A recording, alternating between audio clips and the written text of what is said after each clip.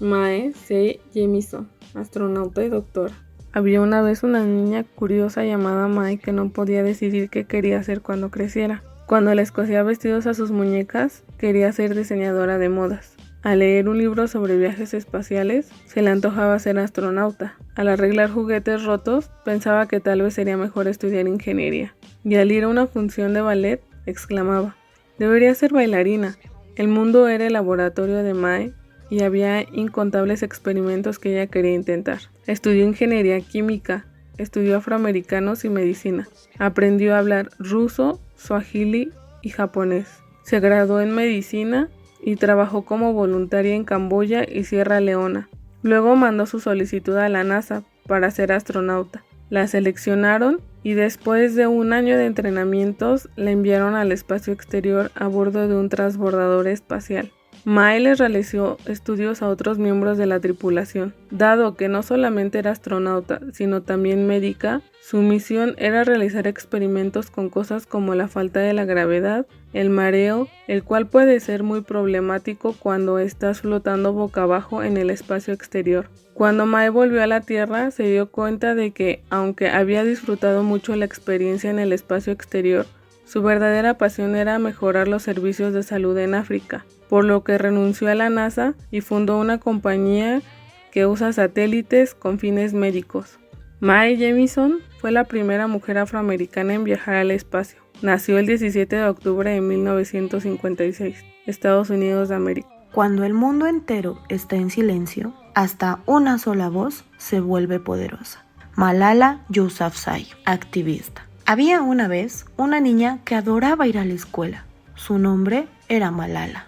Malala vivía en un apacible valle en Pakistán. Un día, un grupo de hombres armados, llamados talibanes, tomaron el control del valle y atemorizaron a la población con sus armas. Los talibanes les prohibieron a las niñas ir a la escuela. Mucha gente no estaba de acuerdo, pero creía que lo más seguro era resguardar a sus hijas en casa. Malala pensó que era muy injusto y empezó a quejarse de ello en internet. Amaba tanto ir a la escuela que un día declaró en televisión: «La educación les da poder a las mujeres. Los talibanes están cerrando las escuelas para niñas porque no quieren que las mujeres tengan poder». Unos días después, Malala se subió al autobús escolar como de costumbre. De pronto, dos talibanes pararon el autobús y se subieron. «¿Quién de ustedes es Malala?», gritaron. Cuando sus amigas voltearon a verla, los hombres le dispararon en la cabeza. Por fortuna, la llevaron de inmediato al hospital y no murió. Miles de niños y niñas le enviaron tarjetas con buenos deseos y Malala se recuperó mucho más rápido de lo que cualquiera habría imaginado. «Creyeron que las balas nos silenciarían, pero fallaron», dijo. «Tomemos nuestros libros y nuestros lápices. Son nuestras armas más poderosas. Una niña, una maestra, un libro y un lápiz pueden cambiar el mundo». Malala es la persona más joven que ha recibido el Premio Nobel de la Paz. Nació el 12 de julio de 1997 en Pakistán. Salgan y manejen. Manal al-Sharif, activista. Había una vez una joven llamada Manal que quería conducir un auto. Vivía en Arabia Saudita, un país cuyas normas religiosas les prohíben a las mujeres manejar.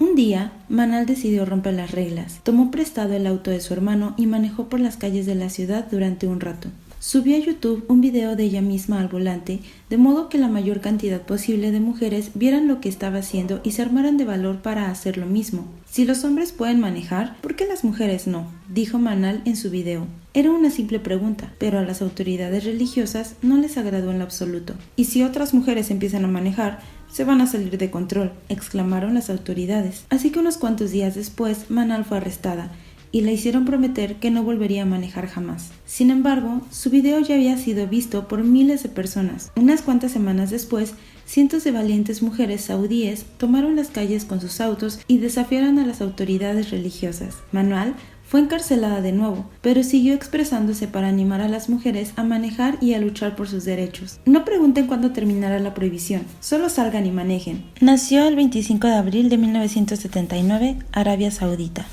Margaret Hamilton, científica computacional. Había una vez una joven que llevó el hombre a la luna. Se llamaba Margaret y era buenísima con las computadoras. Cuando tenía apenas 24 años, entró a trabajar a la NASA, la agencia espacial estadounidense.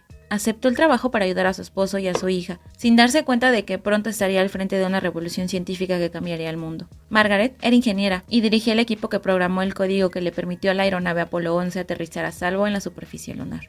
Margaret llevaba a su hijita Lauren al trabajo por las tardes y los fines de semana. Mientras la pequeña de 4 años dormía, su mamá programaba sin parar secuencias de código que se agregarían al módulo de comandos del Apolo. El 20 de julio de 1969, apenas unos minutos antes de que el Apolo 11 hiciera contacto con la superficie lunar, la computadora empezó a arrojar mensajes de error. La misión estaba en peligro.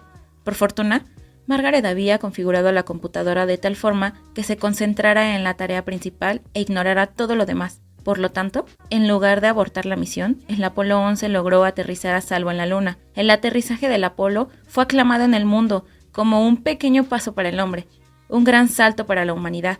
Pero nada de eso habría ocurrido sin las extraordinarias habilidades de programación y la serenidad de una mujer. Margaret Hamilton, ingeniera de la NASA, nació el 17 de agosto de 1936, Estados Unidos de América. A veces hay que pelear las batallas más de una vez para ganarlas. Margaret Thatcher. Había una vez en Reino Unido una joven a la que no le importaba lo que los demás pensaran de ella y que creía en hacer lo correcto. Algunas personas apreciaban su honestidad, pero otras decían que era grosera. Margaret simplemente se encogía de hombros y seguía con su vida. Estudió química y se convirtió en científica, pero su verdadera pasión era la política. Así que buscó ser electa para el Parlamento británico. La primera vez fracasó, la segunda vez también, pero Margaret nunca se daba por vencida.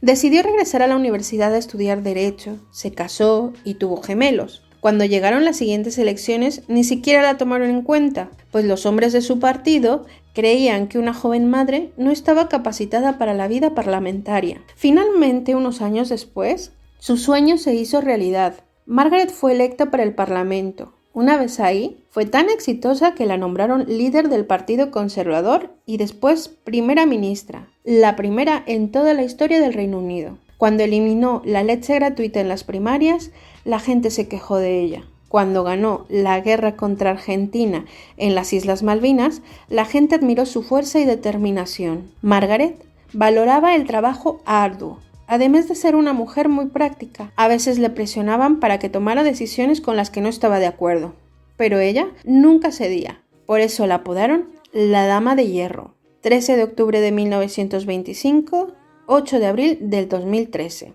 Reino Unido. Las estrellas no son muy distintas de nosotros. Nacen, crecen y mueren. Margherita Hack, astrofísica. Hace algunos años, en la vía del Centro Estel, calle de las 100 estrellas de Florencia, nació una niñita llamada Marguerite, que al crecer se convertiría en una excelente astrofísica, que estudiaría las propiedades de las estrellas y los planetas. Mientras estudiaba física, empezaron a interesarle mucho las estrellas. Los humanos somos parte de la evolución del universo, decía. Desde el calcio en nuestros huesos hasta el hierro en nuestra sangre, estamos hechos por completo de elementos creados en el corazón de las estrellas. Somos auténticos hijos de las estrellas. El lugar favorito de Margherita era el observatorio Arcetri, encima de una colina florentina. Margherita estudiaba los cielos con ayuda de un enorme telescopio y una mente llena de preguntas. ¿Cómo evolucionan las galaxias? ¿Qué distancia hay entre cada estrella? ¿Qué podemos aprender de la luz estelar? Margherita viajó por el mundo para dar conferencias e inspirar a otros a estudiar las estrellas. Al volver a Florencia, se convirtió en la primera directora del Observatorio Astronómico. Margherita decía que algunas de sus mejores amigas eran estrellas. Se llamaban Eta Bu, Tauri, Zeta Gir, Omega Tauri y 55 Cygni. Incluso hay un asteroide que lleva su nombre. Para Margherita, ser científica implicaba basar el conocimiento del mundo natural en hechos, observaciones y experimentos, además de mantener una curiosidad apasionada por los misterios de la vida. Nació el 12 de junio de 1922 y murió el 29 de junio del 2013 en Italia. Siempre seré tan difícil como sea necesario para lograr ser la mejor. María Callas, cantante de ópera. Cuando era niña, María era un poco torpe y nada popular. Estaba segura de que su mamá quería más a su hermana por ser más delgada, más bonita y más popular que ella. Un día, su madre descubrió que María tenía una sorprendente voz y la alentó a que cantara para ganar dinero para su familia. La mamá de María intentó inscribirla al Conservatorio Nacional. en Atenas, pero la rechazaron porque nunca había recibido una educación musical formal, así que su familia la envió con una profesora privada. La primera vez que la profesora la escuchó cantar, se quedó sin palabras. Era la voz más increíble que había escuchado jamás. María no solo dominó las arias más difíciles en cuestión de meses, sino que su estilo de canto conmovía el corazón de cualquiera. María volvió a intentar entrar al Conservatorio Nacional y esta vez sí la aceptaron. Una noche hizo su debut en el escenario de la sala de ópera más famosa del mundo, la Scala de Milán. Mientras cantaba, el público se dejaba llevar por cada una de sus notas a un lugar de pasión, rabia, alegría y amor. Al final, todos se pusieron de pie entre gritos y aplausos y cubrieron el escenario de rosas. María llegó a ser conocida simplemente como la Divina, la soprano más famosa de la historia. 2 de diciembre de 1923, 16 de septiembre de 1977, Grecia.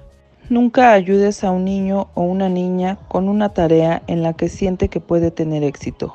María Montessori, médica y educadora. Había una vez una profesora que trabajaba con niños discapacitados. Se llamaba María y también era doctora. En lugar de poner en práctica los viejos métodos de enseñanza, María se puso a observar a los niños para entender cómo aprendían. En su escuela, a los niños no se les obligaba a hacer lo que dijera el maestro, sino que podían andar con libertad y elegir la actividad que más les gustara. Las técnicas innovadoras de María resultaron ser muy efectivas con niños discapacitados. Así que decidió abrir una escuela para educar a toda clase de niños y niñas con los mismos métodos de enseñanza. Esa escuela se llamó la Casa de los Niños. Para la Casa de los Niños, María inventó muebles de tamaño infantil, pequeñas sillas ligeras que los niños podían mover con facilidad y estantes bajos para que pudieran tomar las cosas sin pedirle ayuda a un adulto. María también creó juguetes que alentaran a los pequeños a descubrir el mundo de forma práctica e independiente. En sus clases, los niños descubrían cómo abotonarse y desabotonarse la camisa, cómo llevar un vaso de agua sin derramarlo y cómo poner la mesa por sí solos. Los niños deben aprender a ser autosuficientes, decía. Si saben atarse los zapatos y vestirse por sí solos, sentirán la felicidad que trae consigo la independencia. El método de María Montessori se sigue usando en miles de escuelas y ayuda a niños y niñas en todo el mundo a crecer fuertes y libres. 31 de agosto de 1870 a 6 de mayo de 1952. Italia. Cuando llegué en barco a Perú, pasamos por debajo de 4 arcoíris consecutivos. 4 arcos, uno dentro de otro. María Reiche, arqueóloga. En una pequeña casa del desierto peruano vivía una aventurera matemática alemana llamada María Reiche. En las rocas del árido desierto estaban grabadas cientos de líneas. Nadie sabía para qué servían, por qué estaban ahí, ni qué tan antiguas eran. Estas líneas misteriosas, conocidas como líneas de Nazca, se convirtieron en la pasión de María. Las sobrevoló en aviones y helicópteros para hacer un mapa de ellas, y cuando no había aviones se subía a las escaleras más altas que pudiera encontrar para observar las líneas desde arriba. Algunas de ellas estaban cubiertas de arena, así que tuvo que barrerlas con una escoba. Usaba tantas escobas que la gente creía que era una bruja. Mientras estudiaba las líneas, descubrió una cosa sorprendente. No eran trazos al azar, sino que formaban enormes dibujos hechos por personas que vivieron hace miles de años. Había un colibrí, manos entrelazadas, flores, una araña gigante, toda clase de figuras geométricas. ¿Por qué esta civilización antigua hizo dibujos que solo podían verse desde el cielo? ¿Qué significaban los dibujos? María estaba decidida a resolver el misterio. Con el tiempo descubrió que las líneas correspondían a las constelaciones que se veían en el cielo nocturno. Es como un mapa gigante de los cielos, decía. Cuando María llegó a Perú proveniente de Alemania, no estaba buscando dibujos misteriosos. Pero cuando los encontró, supo que pasaría el resto de su vida intentando descifrarlos. Por eso se le conoció como la Dama de las Líneas. 15 de mayo de 1903, 8 de junio de 1998. Alemania. En mi juventud pasaba mi tiempo investigando insectos. María Sibila Merian, naturalista. María era una niñita a la que le encantaba el arte. A diario recolectaba flores para pintarlas y a veces encontraba orugas sobre las flores y pintaba cómo iban cambiando día con día hasta convertirse en mariposas. En esa época, la gente creía que las mariposas surgían mágicamente del lodo. María sabía la verdad, pero nadie le creía. Pasaron los años y María se convirtió en una gran artista. de la acuarela. Escribió sobre sus descubrimientos, aunque en ese entonces los científicos solo se tomaban en serio los libros escritos en latín y el de María estaba en alemán. Un día, María y su hija decidieron mudarse a una nueva ciudad, Ámsterdam, en donde encontró vitrinas llenas de insectos exóticos traídos de Sudamérica. Si pudiera estudiarlos en su hábitat natural, podría escribir un libro que la gente se tomara en serio, pensó María. Entonces vendió sus pinturas y emprendió el viaje en barco hacia Sudamérica. En las junglas de Suriname, María y su hija escalaron los altos árboles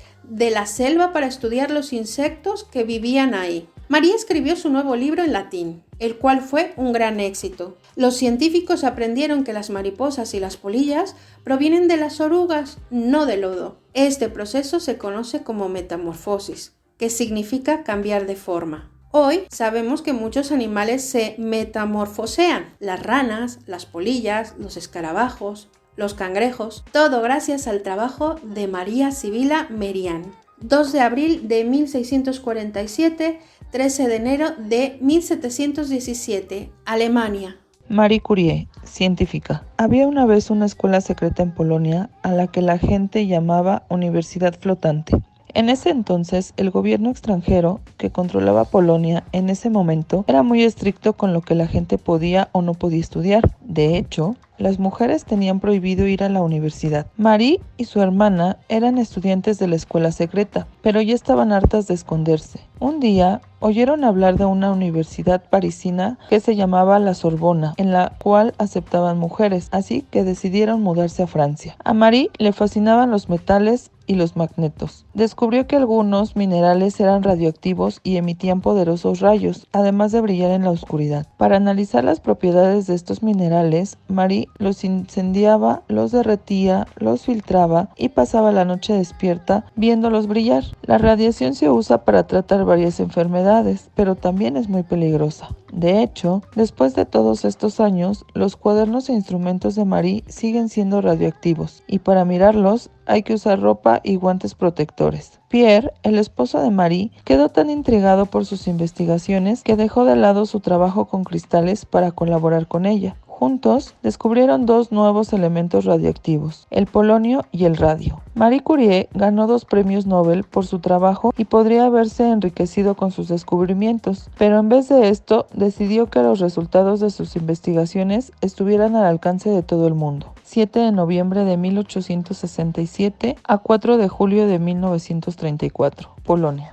Mi nombre es conocido en toda Europa, Mary Anning, paleontóloga. En una pequeñísima casita de la costa sur de Inglaterra vivía una niña llamada Mary. Su casa estaba tan cerca del mar que a veces las tormentas la inundaban. Los vientos y las tormentas que azotaban la costa solían revelar fósiles de plantas o animales prehistóricos que habían muerto hace mucho tiempo en los acantilados. Mary no podía ir a la escuela porque su familia era muy pobre, así que aprendió a leer y escribir por sí sola. Luego estudió geología para saber más sobre las rocas, así como anatomía para saber más sobre los esqueletos de los animales prehistóricos que encontraba. Un día, Mary vio una figura extraña que se asomaba de una roca. Sacó un pequeño martillo especial y con mucho cuidado fue labrando la roca. Poco a poco descubrió un esqueleto de 9 metros de largo. El esqueleto tenía un pico alargado, pero no era un ave. Tenía hileras de dientes afilados, pero no era un tiburón. Tenía aletas, pero no era un pez. Y también tenía una larga y delgada cola. Era la primera vez que se descubría un fósil de ese tipo de dinosaurio, así que Mary lo llamó ictiosaurio, que significa pez lagarto. En ese entonces, la gente creía que la Tierra tenía apenas unos cuantos miles de años de existencia, pero los fósiles de Mary ayudaron a demostrar que en el planeta había vida desde hace cientos de millones de años. Científicos de todo el mundo visitaron a Mary, la mujer de ciencia autodidacta que amaba caminar junto al mar. 21 de mayo de 1799, 9 de marzo de 1847, Reino Unido. Que las generaciones futuras sepan que también las mujeres uniformadas garantizaron su libertad. Mary Edwards Walker, cirujana. Había una vez una niña llamada Mary que usaba la ropa que se le antojaba, botas, pantalones, corbatas y camisas. En esa época se esperaba que las niñas usaran corsés ajustados y capas de crinolina bajo el vestidito. Era difícil moverse y hasta respirar con ropa así, pero a diferencia de los papás de sus amigas, la mamá y el papá de Mary creían que toda la gente, incluyendo a las niñas, podía usar la ropa que quisiera. el padre de Mary, un médico autodidacta, creía que todos sus hijos serían más felices y estarían más sanos si usaban camisetas y pantalones cómodos, sobre todo en los veranos húmedos y cálidos. A Mary eso le hacía muy feliz, pues de cualquier forma prefería la ropa de niño. Su padre los alentó a ella, sus hermanas y hermanos, a estudiar. Mary quería ser doctora, así que fue a la escuela de medicina y se graduó como una de las primeras doctoras de todo Estados Unidos. Se casó con un colega médico y en su boda usó pantalón y saco porque le gustaba más ese atuendo que los vestidos de novia tradicionales. Cuando se desató la Guerra Civil estadounidense, Mary se alistó en el ejército de la Unión. Varias veces la arrestaron por usar ropa de hombre, pero para Mary solo era ropa, y ella usaba lo que se le antojaba. Salvó muchas vidas durante la Guerra Civil y una vez que acabó, recibió la Medalla de Honor. Mary usó su medalla toda la vida, en el cuello de su abrigo, junto a su corbata. 26 de noviembre de 1832, 21 de febrero de 1919, Estados Unidos de América. No puedo vivir sin boxear. Amo el boxeo. Mary Com, boxeadora.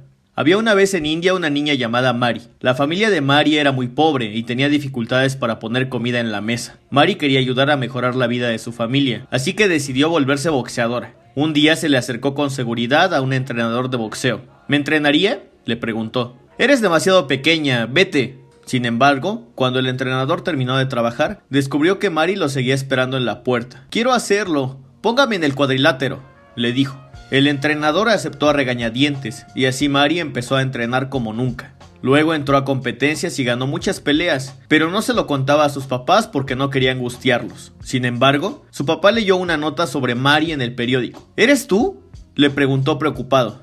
Sí, contestó Mary con orgullo. ¿Y si te lastimas?, le preguntó su madre. No tenemos dinero para médicos. Trabajaré mucho y ahorraré cuanto pueda. No se preocupen. Mary dormía en hostales. Comía verduras con arroz porque no tenía dinero para comer carne. Se brincaba el desayuno porque solo le alcanzaba para almorzar y cenar. Y se convirtió en una campeona. Sus padres veían sus peleas por televisión. Mary ganaba medalla tras medalla, hasta en las Olimpiadas. Toda su comunidad estaba orgullosa de ella. Y Mary por fin pudo ayudar a su familia, como siempre lo soñó. Nació el 1 de marzo de 1983, India. Yo soy Matilde Montoya. Había una vez una mujer mexicana llamada Soledad que tuvo una hija a la que llamó Matilde. Soledad no tardó en darse cuenta que su hija tenía una inteligencia excepcional. A los 4 años ya sabía leer y escribir y a los 11 ya estaba lista para entrar al bachillerato. A los 16 Matilde empezó a educarse como partera, pero tenía sueños más ambiciosos. Quería ser doctora. Cuando entró a la Escuela Nacional de Medicina era la única estudiante mujer. Mucha gente le dijo que las mujeres no podían ser doctoras, pero su mamá y sus amistades estaban de su lado. Al final del primer año, la universidad intentó expulsarla, así que Matilde decidió escribirle una carta al presidente de México para pedirle ayuda. Le escribió también a la universidad para pedir que dejaran de ser tan injustos con ella. Matilde logró terminar sus clases, pero entonces la universidad le impidió presentar el examen final. Una vez más, Matilde le escribió al presidente para que interviniera de nuevo. Esta vez se aprobó una ley que les permitía a las mujeres estudiar medicina y ser doctoras. El presidente fue en persona a la universidad a ver a Matilde hacer su examen final. Fue un momento histórico. Al día siguiente los periódicos de todo el país aclamaban la historia de la señorita Matilde Montoya, la primera doctora mexicana. Nació el 14 de marzo de 1859, falleció el 26 de enero de 1939, México.